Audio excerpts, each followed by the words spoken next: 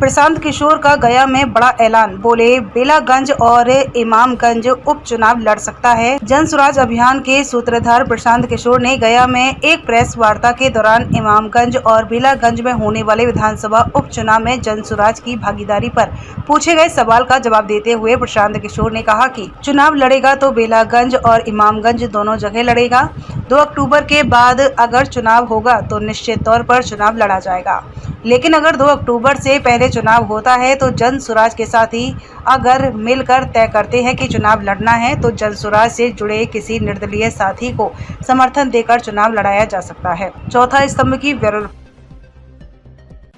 अगर जन स्वराज चुनाव लड़ेगा, बाई इलेक्शन लड़ेगा, तो बेलागंज इमामगंज दोनों जगह लड़ेगा, और अगर नहीं लड़ेंगे तो दोनों जगह नहीं लड़ेंगे। ऐसा नहीं है कि इमामगंज के लिए अलग है और बेलागंज के लिए अलग है। अभी हमको पता नहीं है कि उपचुनाव का डेट अभी शायद अनाउंस हुआ है। अभी डेट हमको देखना पड़ेगा, क्योंकि 2 अक्टूबर को दल बनना है। 2 अक्टूबर के बाद अगर चुनाव है तो निश्चित तौर पर चुनाव लड़ा ही जाएगा, उसमें कहीं कोई दो मत नहीं है।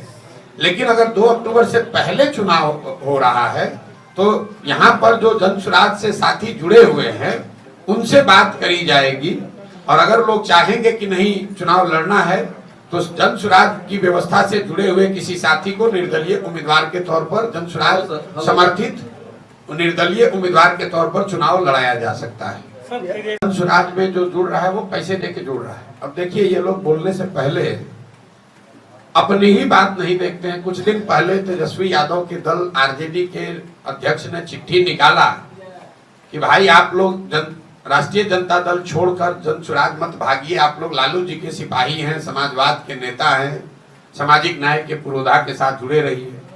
तो क्या तेजस्वी यादव ये कह रहे हैं कि आरजेडी के लोग पैसा लेकर जन स्वराज ज्वाइन कर रहे हैं? तो ये तो आरजेडी के कार्यकर्ताओं को, अपने ही नेताओं को गाली दे रहे हैं, अपने नेताओं को भ्रष्ट बता रहे हैं।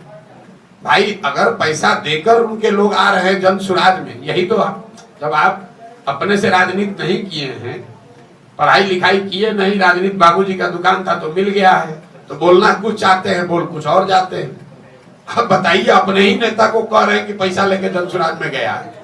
तो भाई पत्र तो आपने निकाला है कि आरजेडी के सारे नेता आप लोग विचारधारा वाले लोग हैं, आप लोग लालू जी सामाजिक न्याय के सिपाही हैं, आप लोग जन स्वराज में मत जाइए।